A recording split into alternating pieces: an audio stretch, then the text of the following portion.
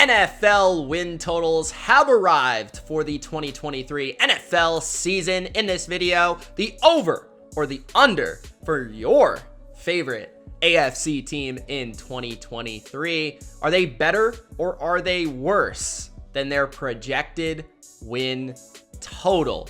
Before I get started, don't forget to spike the like button and comment your opinion about your team. Do you think they are going over or under? And try not to be super biased. Let me know. Because this is the AFC, this is really hard.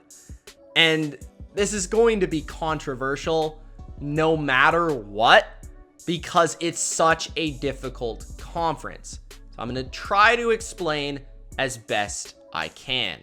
Kicking it off with the Baltimore Ravens. The Ravens win total for 2023 is set at 8.5, which is a wicked number because who is their quarterback? I mean, come on. How am I supposed to predict this? Right now, I don't think it's going to be Lamar Jackson. And if it's not Lamar Jackson, this is the worst team in the AFC North. And there's really no other analysis I must give here.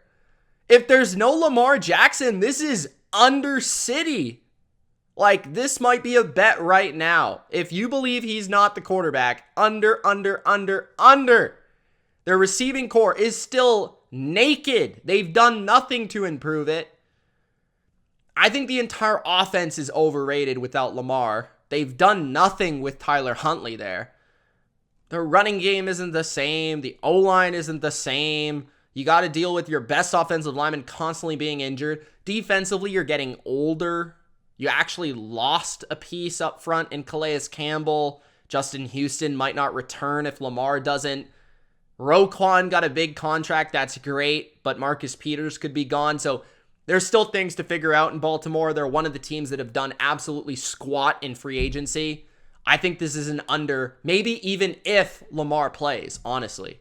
The Buffalo Bills win total for 2023 is set at 10.5, which is a really good number because this has been an AFC contender, even a favorite over the last 2 to 3 seasons.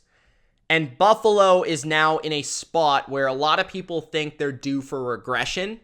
They do have some players on the D-line like Von Miller, Daquan Jones, older guys, even Jordan Phillips.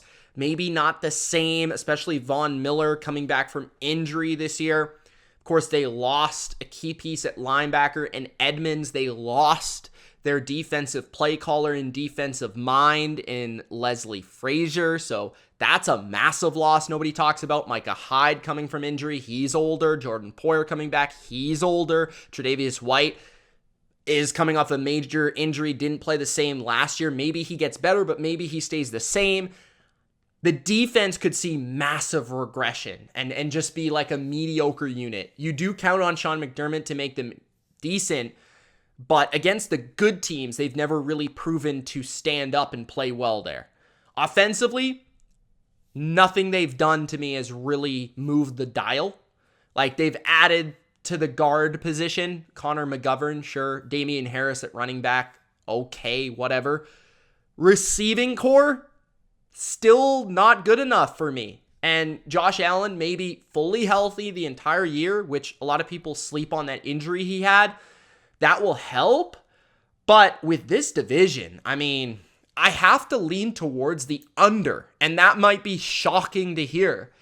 But I could see Buffalo winning 9 or 10 games this year. And yeah, I thought about the over at 11 or 12, but I think they win 10 games this year, given the competition in the division and the regression potentially, especially at the line of scrimmage for this team. So I'm going to go with under. I am. The Cincinnati Bengals win total for 2023 is 11.5. And if you didn't hear me there, 11.5, which is high. It's tied with the Chiefs and the Niners for the highest win total in all of football. 11.5. They just lost Von Bell and Jesse Bates, both of their safeties, integral parts to that defense. Now they get back Chidobe Awuzie. Don't sleep on that. They added Nick Scott from the Rams. And they did add a key piece to the offensive line in Orlando Brown. They also replaced Hayden Hurst with Irv Smith, potentially. Don't know what's going on with Joe Mixon. But I think overall, collectively, the roster is about the same, maybe slightly worse due to the safety tandem leaving. But the O-line could get better this year, which would be huge. And I think they had issues early last year with figuring that out. And they've got such a good coaching staff from just understanding how to win and play in big games. And I love Lou on defense. I think he figures it out no matter what. And I think they're going to add to that defense and maybe even the offensive line again in the draft. So Joe Burrow is just that good. I have faith. And even though I just faded Josh Allen, I don't see Joe Burrow's AFC North competition the same way I see the AFC East competition.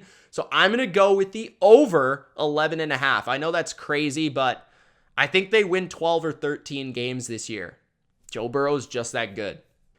The Cleveland Browns win total is set at 8.5. And this one is tricky, man. The Browns are one of those teams, especially in this conference, I just don't know what we're going to get. I could see this team winning 12 games. I could see this team winning 6. I mean, I don't know where they're going to land. So 8.5 is a good number for them. Which Deshaun Watson are we going to get? I would assume that he's going to be better after coming back, playing enough football near the end of the year to get maybe some of the cobwebs off of him. Hopefully he's working hard in the offseason to improve, but I can't guarantee that. I do still like Kevin Stefanski as both a head coach and a play caller. The O-line is arguably the best in football, probably second best. They've got a great running game. They've got an improved receiving core thanks to Elijah Moore coming to town. And they've already had like Amari Cooper, Donovan Peoples-Jones, Njoku. I like a lot of the pieces offensively. If Watson can be Watson, this team, there's no reason they can't go to the playoffs, win 9, 10, 11, 12 games. Defensively, I think they're improved. They've got a better defensive coordinator. I think they low-key had one of the worst in the league before. A lot of people didn't talk about it. The secondary is actually very solid and improved with Juan Thornhill. The front is good and improved with Dalvin Tomlinson. So you notice a lot of trends here, a lot of improvement. And even though they don't have a lot of high-end picks in the draft, I think that they have enough. If the Ravens don't have Lamar, the Steelers, I feel like, are at about the same level. I think that the Browns are going to win 9-ish games. 9, maybe 10. I just like the improvement in the coaching staff. I think Deshaun plays better. And I do think they were competitive with Jacoby last year. So I think they win 9, 10 games and they slightly go over. That might be controversial. Let me know. The Denver Broncos win total is set at 8.5, which is very generous for a team that won 5 games last year with the same quarterback. And even though they now have a Hall of Fame coach who I love, Sean Payton, asking for 9 wins in this conference is a lot to ask. Considering, yeah, Vance Joseph, I like him, but is he an upgrade over Evero, who was awesome last year for this defense? Now your edge rush, it's not as enticing as it was before. I do worry about that front getting the same pressure. And then the secondary, I mean, it's solid, but I think the defense is good, but not great, if that makes sense. Offensively, I have a lot of questions about Russ. I want to believe that he can get back to what he was in Seattle in 2021, just like not even a great quarterback, but a fringe top 10 player. And Javonte will be back. I think Tim Patrick will be back healthy. The O-line should be massively improved. Most things in my mind say go over here. But I'm thinking about this AFC, and I'm thinking about Russ, and I'm really saying, is he at the stage where he can get back to what he was? it would take a major effort by Sean Payton. I personally don't think so. I honestly feel like if this team, the way the offense, the defense, the roster, the division, the conference is structured, if Sean Payton can win 3 more games with this team, which would put them at 8-9, that would be a great coaching effort because, I mean, that's a lot of wins in the NFL. So I think they're probably going to be in a lot of close games, but they're not all going to go their way. I think they're right on that borderline of 8.5. I'm going to slightly go under because I just don't believe in Russ right now. The Houston Texans win total is set at 5.5. Shout out to all the Texans fans, by the way, who've been supporting the channel. Means a lot, guys, especially for a team that isn't exactly one of the premier teams in the NFL. Would appreciate you guys. Shout out to you guys. In terms of your win total, 5.5 is a respectable number. Like, I understand that's tied, I believe, with the Cardinals for the worst win total in the league.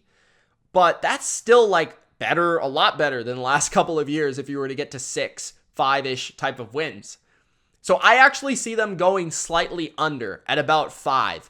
You could sell me on 6, but again, it's the AFC. Like, I think they're going to be a better team than they were last year. I think they're going to be more competitive than they were last year. I think they're going to be in more close games than last year. I just struggle with the quarterback is going to be young in a pretty bad situation. You don't have that Brandon Cooks number 1 receiver anymore. The O-line I like, the running game I can get behind. I don't see a lot offensively, at least with a rookie there. Defensively, I think you're more competent. I think you got a better defensive coach in there. I do think D'Amico will be better than Lovie Smith, without a doubt. But I think this team needs time in terms of the coaching, the players, the development of their scheme, all that sort of stuff, and then the rookie quarterback along with that. So I think they win 5-6 games. I'm going to go under just because this is such a tough conference. The Indianapolis Colts win total is set at 6.5. And maybe I'm doing myself a little bit of a disservice here with the AFC South by mostly going with unders, but I'm leaning under with the Colts as well, even at 6.5. At least of right now. I mean, right now you got Gardner Minshew at quarterback. I don't have to say much more. This team was dysfunctional last year. They were a mess. I expect them to be more professional. I think they're going to be more buttoned up under Shane Steichen, who I expect to be a pretty good coach in this league, especially offensively. I think the O-line has got some pieces to work with. The offense in general, Jonathan Taylor, Michael Pittman, they've got some pieces. Even Alec Pierce. Defensively, I think they're solid, but they did lose a couple key pieces.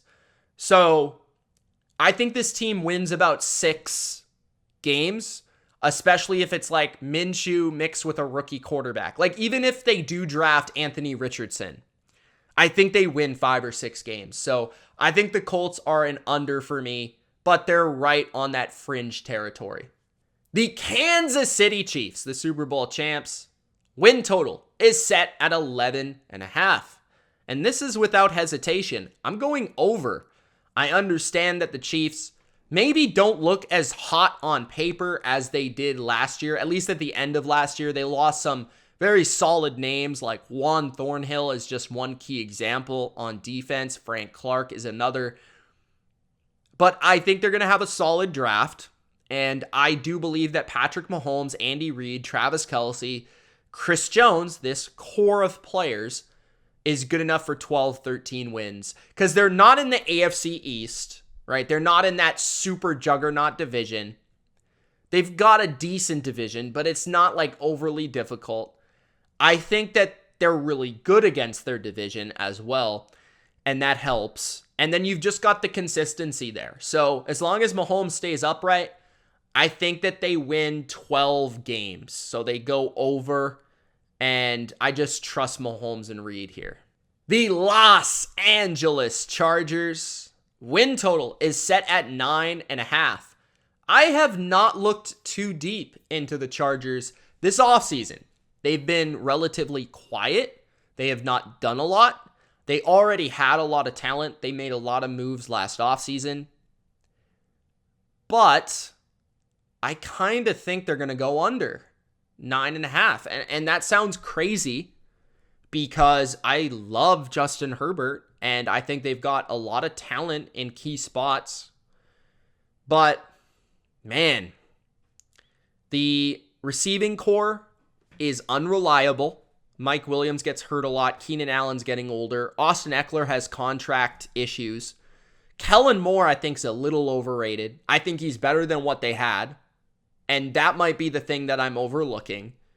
The O-line is still about the same, should be better.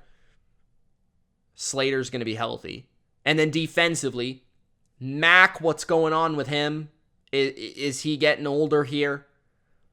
Like, I don't trust Brandon Staley at this point. I think that's the biggest thing. I just don't trust him. And the Chargers find a lot of ways to charger. The Broncos will be better. I think the Raiders will be better. I think the Chiefs are going to be there. So the division is tough. And then you've got that entire conference that you've got to play. You have a playoff schedule. So I think the Chargers are like a 9-win team. I think Herbert gets them to 9, but I don't trust the coach. I think he probably gets fired at the end of the year. And I just think they're too unreliable from a health, from an age standpoint. I think they go 9 games and maybe squeak into the playoffs. And maybe they're dangerous in the playoffs if they can be healthy, but I don't see it with this coach, man. I just don't. The Jacksonville Jags have a win total of 9.5 in 2023. I'm going over with this one. And this is mostly okay, they're in the weakest division in this conference, brainstorming idea.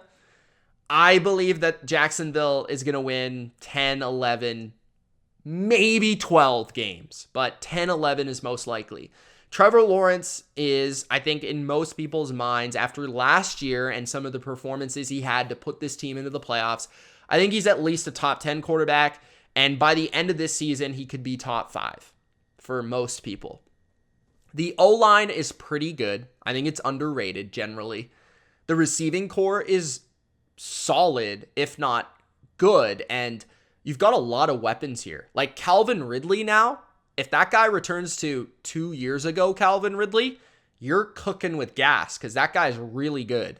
And Evan Ingram, Christian Kirk, Travis Etienne, that's a talented weaponry for Trevor Lawrence. That's going to be a good offense with a really good head coach in Doug Peterson, a creative play caller, a good schemer, great game planner. I mean, defensive-wise, I think they're about the same, but I think they'll improve because they've got some young guys that should be stepping up here, right? They've got the guy that nobody thinks about as one of the best corners in football, in Campbell.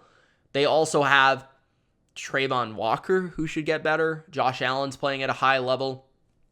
And even, the linebacker, who's slipping my mind right now.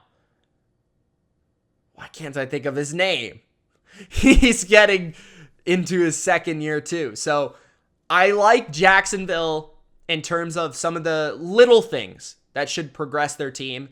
And being in the AFC South, they didn't really have to make a ton of moves because everything else around them is falling apart. So they should pick up a ton of easy wins in this division. So I see Jacksonville winning 10, 11, maybe 12 games this year. The Las Vegas Raiders.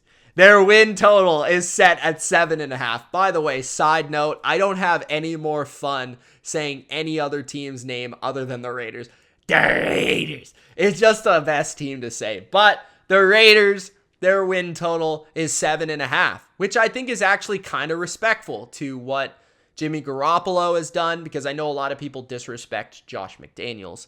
They have a very talented offense, though, and they've already set the bar of what their offense is going to be because they've brought back their entire offensive line from last year. So you're at least going to get that, if not better, because you've got Jimmy now, who can't be anything worse than what Derek Carr was last year. Like, he was bad, objectively, last year. Josh Jacobs is an animal. You know that Devontae Adams, so good, uncoverable. Jacoby Myers is super consistent. He's going to provide consistency that Darren Waller did not bring. And Hunter Renfrow hopefully sticks around, but they added some nice depth. Like DeAndre Carter is a nice player. I think this offense scores a lot of points. And as long as Jimmy can stay healthy, they're going to be better than people think. They lost a lot of one-score games last year. I'm intrigued to see what they do in the draft. It should come a lot on defense. They definitely need to still improve their pass rush. I think if Jimmy plays every game, they're going to go over here.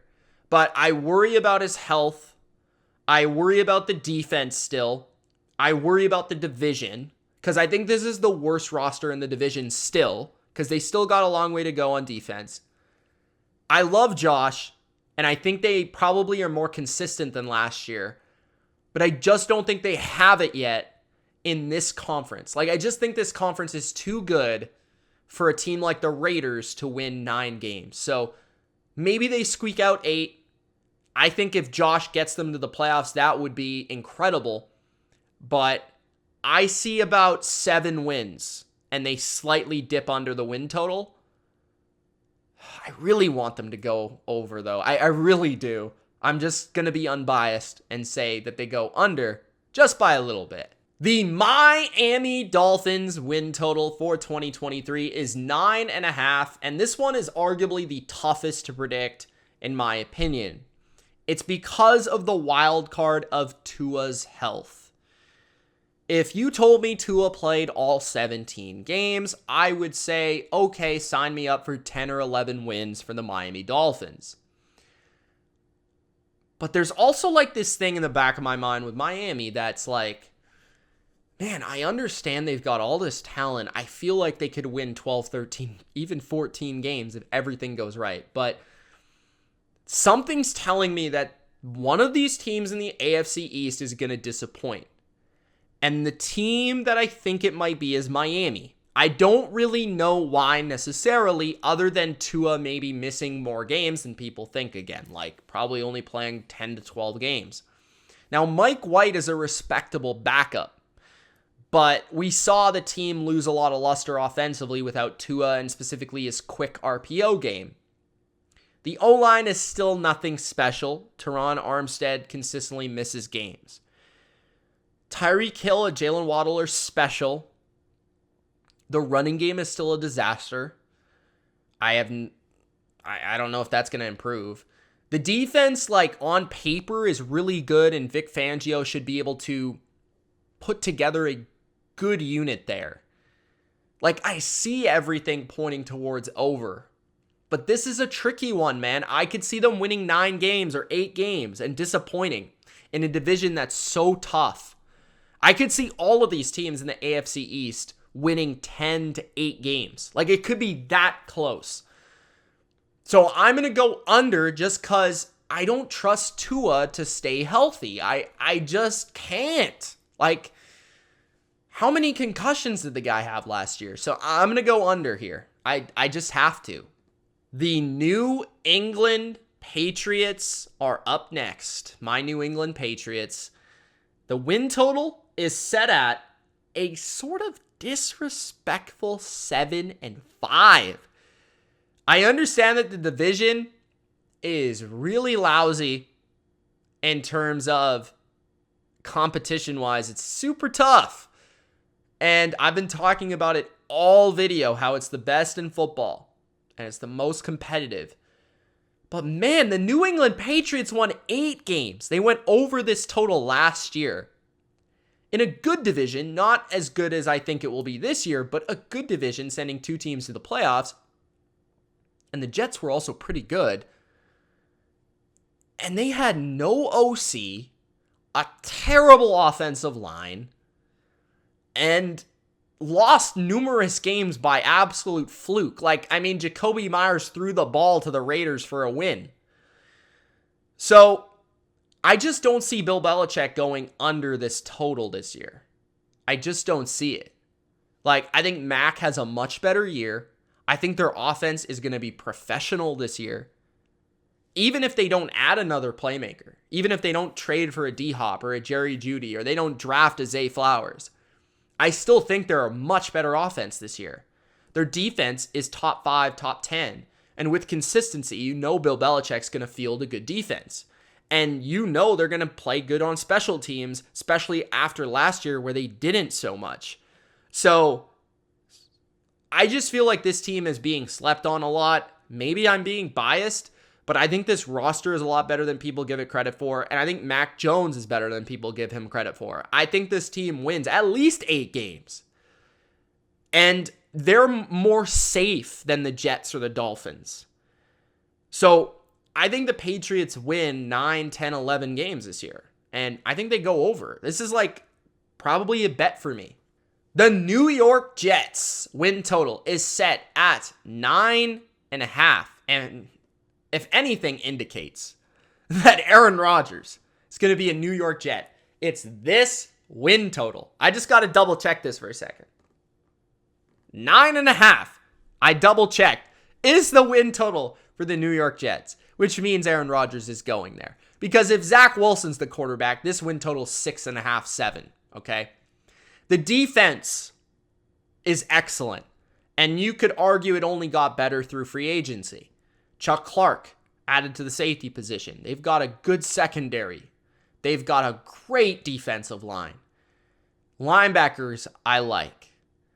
Offensively, hopefully you can stay healthy on the offensive line. If you can and protect Aaron Rodgers, you got enough weaponry. You got a good running game. I don't love the coaching staff. If there's a reason I would go under here, it's because I don't love the offense or defense in terms of scheme. And I could see them being overrated in that regard. So I could see the Jets going 9, 8 wins. And maybe eventually this offseason I'll flip the Dolphins and the Jets. But I think if Rodgers is there, I think his motivation of going to a new team and proving the Packers wrong, the Jets' hype, he's going to elevate the team. I think they're so good on both sides in terms of talent. They should win 10, 11 games. They should compete with the Bills for the division. Rodgers is still really good. So I think they go over right now. But I could change my mind because, like I said, I think this is easily the worst coaching staff in this division. The Pittsburgh Steelers win total is set at 8.5. And every year, man, it feels like I dip under expectation in terms of win total for the Pittsburgh Steelers. I'm usually hitting the under. But somehow, some way, they get to the over, man. It doesn't make any sense, but Mike Tomlin just does his thing. And this year is the year that I'm just not doubting the guy. Like, he's going to win 9 games. He's probably not going to win any more, but he's not going to win any less. Mike Tomlin's going to win 9. So I'm going over 8.5. The guy does not lose or have losing seasons. And it helps that Pittsburgh upgraded the offensive line. It helps that Kenny Pickett's a second-year quarterback. It helps that we have Pickens as a second-year receiver. They still got Deontay Johnson and Najee Harris. The defense could be better than last year, given TJ Watt being healthier. I think there's reason to be optimistic about Pittsburgh. So I think I'm going to go with 9 wins here.